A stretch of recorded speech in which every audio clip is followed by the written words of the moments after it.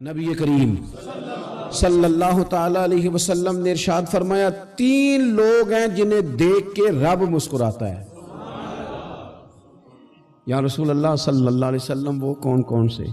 تو محبوب فرمانے لگے ایک وہ بندہ ساری مخلوق سوئی ہے، آدھی رات ہے، رات کا پچھلا پہر ہے، اس نے اٹھ کے وضو کر لیا، مصلی پہ کھڑا ہو گیا خدا کی یاد میں، فرمایا اسے دیکھ کے رب مسکراتا ہے جو اس کی شان کے لائق ہے۔ مسکراتا ہے اللہ، یہ تو سونے کا ٹائم تھا، یہ تو گہری نیند آنے کا وقت تھا، رات کا پچھلا پہر، رات پوے تے بے درداں نو نیند پیاری آوے تے درد منداں نو یاد سجن دی ستیاں وی آن جگاوے، اور ساون کی کالی راتوں میں جب بوندا باندی ہوتی ہے وہ راتوں کو اٹھ اٹھ روتے ہیں جب خلقت ساری سوتی ہے، اللہ مسکراتا ہے۔ اور سننا میرے بھائی، میرے نبی پاک صلی اللہ تعالی علیہ وسلم فرماتے ہیں جب مسلمان نماز کے لیے صفیں بناتے ہیں نا، ترتیب لگ رہی ہوتی ہے، اب اللہ کی بارگاہ میں کھڑے ہوں گے، قیام کریں گے، رکوع کریں گے، سجود کریں گے، فرمایا جب مومن صفیں بناتے ہیں تو رب دیکھ کے مسکراتا ہے، مسکراتا ہے۔ کمال ہو گئے عروج بندگی کا، جب بندے کو دیکھ کے رب مسکرائے، خدا بندے سے خود پوچھے بتا تیری رضا کیا ہے، مسکراتا ہے۔ اور میرے نبی پاک علیہ السلام فرماتے ہیں جب مجاہد جہاد کے لیے صفیں سیدھی کرتے ہیں، آج تو یہ رب کے نام پہ مرنے ہی آ گئے، یہ صفوں میں کھڑے ہوں گے، ترتیب سے لڑیں گے، ترتیب سے گلا کاٹیں گے کافروں کا یا شہادت لیں گے۔ فرمایا جب جہاد کے لوگ صفیں بناتے ہیں تو رب انہیں دیکھ کے مسکراتا ہے۔ کتنے نصیبوں والا وہ بندہ ہے جسے دیکھ کے مسکرا دیا۔ او یار کبھی تیرا بیٹا تیرے سامنے مسکرائے نا چھوٹا تو تیرا دل باغ باغ ہو جاتا ہے، تیری ماں بیمار کسی ایک دن صحیح طرح ہنس پڑے تو طبیعت خوش ہو جاتی۔ مجھے بتاؤ نا جس کا رب بھی اسے دیکھ کے ہنس پڑے، جو اس کی شان کے لائق ہے، کیا اس بندے کے نصیبیں ہیں، کیا اس کے مقدر ہیں۔ آپ اس مقام پر اپنے آپ کو لائیں۔ اب دیکھیں نا یہ حدیث آپ نے سن لی، اب ہم نے نا اس طرح صفیں نہیں بنانے جس طرح ساری دنیا، اب ذرا صفیں بھی شوق سے بنائیں گے، اب ذرا تھوڑا سا شوق پیدا کریں گے، بھئی یہ تو میں وہ کام کرنے لگا ہوں جسے دیکھ کے رب مسکراتا ہے۔ نبی پاک صلی اللہ علیہ وسلم نے فرمایا جب کوئی بندہ توبہ کرتا ہے نا، ہم توبہ کا رٹا لگاتے ہیں، یا اللہ میری توبہ یا اللہ۔ اور توبہ کا تو مطلب یہ ہے کہ پچھلے گناہوں سے پکی توبہ، آج کے بعد یہ غلطی نہ کرنے کا پکا وعدہ۔ تو نے ساری شب برات رو کے گزاری ہے، بتا سویرے جھوٹ جوڑنے کا ارادہ ہے تیرا؟ آج کے بعد رشوت تو نہیں نہ لے گا، ملاوٹ تو نہیں نہ کرے گا، یہ توبہ ہے۔ اور اگر سارے کام اسی طرح کرنے تو پھر یہ توبہ کا رٹا ہے، جتنا مرضی لگاؤ۔ حضرت علی بن ربیعہ رضی اللہ تعالیٰ عنہ فرماتے ہیں میں مولا علی کے ساتھ تھا، مقام حرہ کی طرف جا رہے تھے، حضرت علی نے ہاتھ اٹھا کے دعا مانگی ہماری تعلیم کے لیے، ورنہ حضرت علی ہم صحابہ کو محفوظ عن الخطا تو مانتے ہیں نا، ہاتھ اٹھا کے کہا اے اللہ ہمارے گناہ بخش دے، تیرے علاوہ کوئی معاف کرنے والا نہیں۔ اور پھر حضرت علی آسمان کی طرف دیکھا اور دیکھ کے نا حضرت علی بن ربیعہ کو تو مسکرائے۔ حضرت علی بن ربیعہ کہنے لگے حضور مسکرائے کیوں ہو؟ فرمانے لگے ایک دن میں حضور کے ساتھ اسی طرح آیا تھا، اسی طرح حضور نے دعا فرمائی تھی ہماری تعلیم کے لیے، اور پھر حضور مجھے دیکھ کے مسکرائے تھے اور فرمایا جب کوئی بندہ رب کی بارگاہ میں اس طرح استغفار کرتا ہے تو رب مسکراتا ہے، اور مسکرا کے فرماتا دیکھ لو میرے بندوں کو پتا ہے کہ میرے علاوہ معاف کرنے والا کوئی نہیں، انہیں پتا ہے، تم اس کی بارگاہ میں رجوع تو لاؤ، آؤ تو صحیح دو آنسو لے کر۔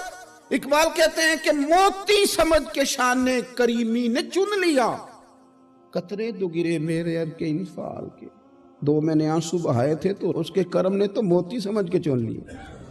سنو نا حضور اس استغفار کو، اللہ کو یار رات کو توبہ کر کے سونا چاہیے ہمیں، کچھ غلطیاں ہم کرنا نہیں چاہتے پر ہم سے ہو جاتی ہیں، کچھ دل ہم توڑنا نہیں چاہتے پر وہ ٹوٹ جاتے ہیں، ہماری مجبوری ہوتی ہے ٹوٹ جاتے ہیں۔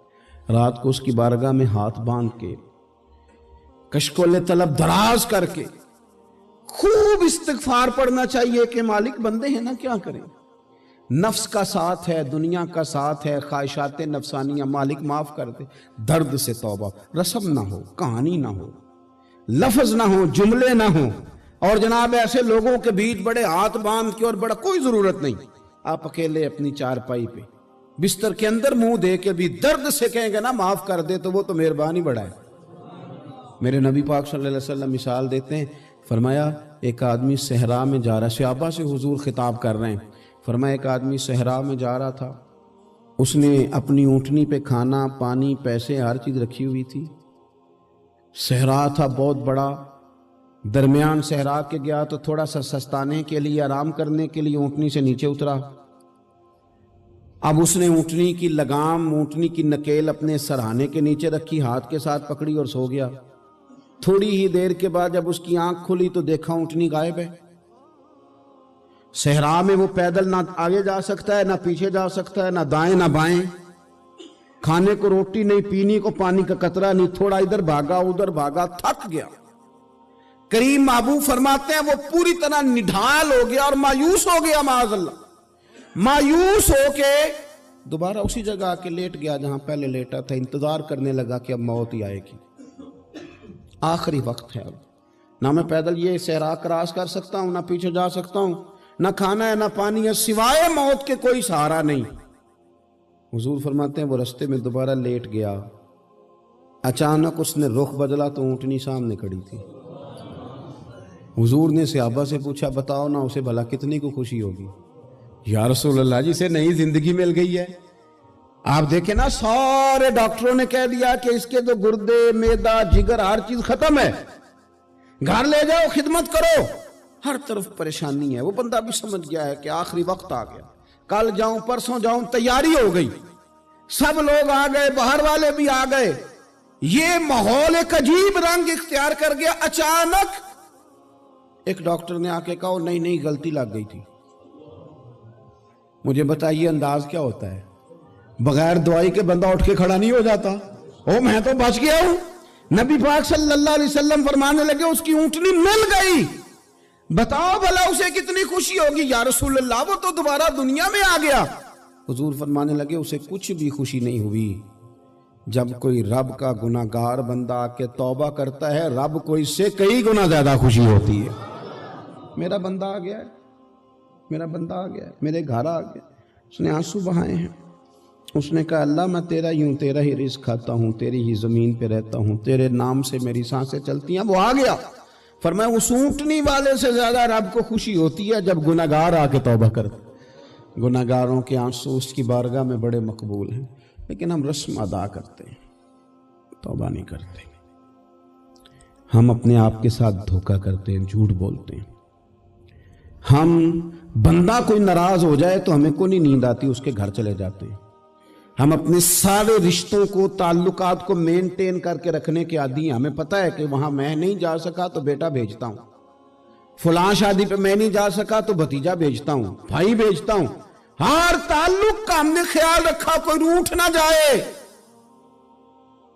लेकिन कमाल है ना, ये नहीं सोचा कि अगर रब रूठ गया तो, जब वो रूठ जाए ना तो सारे रिश्ते भी बंदे के पास मौजूद हों तो कोई करामत नहीं होता। फिर करोड़ों रुपया जेब में हो तो डॉक्टरों की दवाइयां असर नहीं करती। वो रूठ जाए तो फिर इंसान इस तरह से फिसलता है कि बड़े बड़े उसके पास दरवाजे होते हैं पर किसी जगह उसका हाथ नहीं लगता। खुदारा सुनो, नबी पाक सल्लल्लाहु अलैहि वसल्लम के पास मेहमान आ गया, बुखारी मुस्लिम है। हुजूर ने अज़वाज मुतहरात के घरों में पैगाम भेजा, कुछ चीज़ है ज़ियाफ़त के लिए। या रसूलल्लाह कुछ भी नहीं, ये दो जहां के शाह हैं और पास कुछ रखते नहीं, दो जहां की नेमतें हैं इनके खाली हाथ में। या रसूलल्लाह कोई चीज़ भी नहीं। हुजूर ने सहाबा के मजमे पे नजर डाली, या रसूलल्लाह सल्लल्लाहु अलैहि वसल्लम हुक्म हो। तो हुजूर फरमाने लगे तुम में से कोई बंदा है जो इसे घर ले जाए, रोटी खिलाए। एक सहाबी उठे, फौरन हुजूर मैं लेके जाता हूँ, खाना खिलाता हूँ। फरमाते हैं मेरे घर में सिर्फ बच्चों का खाना था।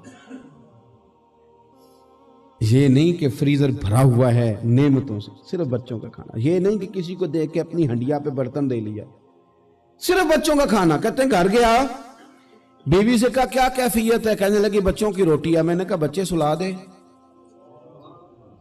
सुबह नाश्ता कर लेंगे। تو کہنے لگی آپ کیا کھائیں گے؟ تو میں نے کہا نہ میں کھاؤں گا نہ تو کھائے گی، مہمان جو نبی پاک کا ہے۔ کہا اچھا، اب ذرا تجویز دیکھو میاں بیوی کی سوجھی آپس میں۔ کہتے ہیں کھانا لگا دینا، کیونکہ ایک آدھ بندے کا کھانا ہے۔ اپنی غربتوں کا ہر جگہ اظہار کرنا، رونا رونا، یہ دیکھو غربت کیسے چھپائی جا رہی ہے۔